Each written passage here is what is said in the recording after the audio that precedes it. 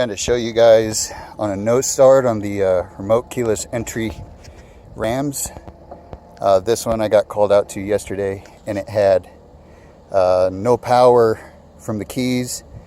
When you would stick it in the ignition, turn it on, you couldn't use the unlock or the lock.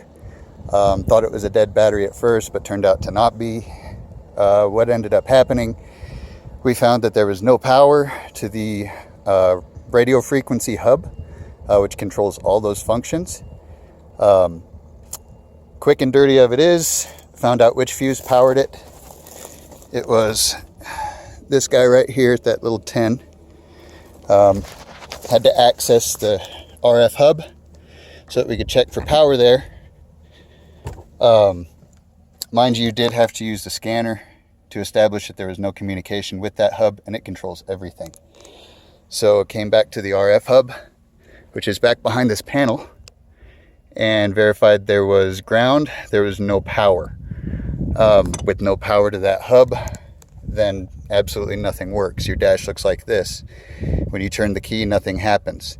To verify it's not your battery, you can kind of turn on the lights.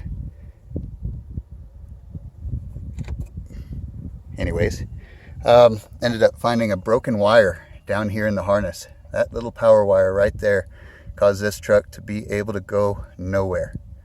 So we'll repair that one.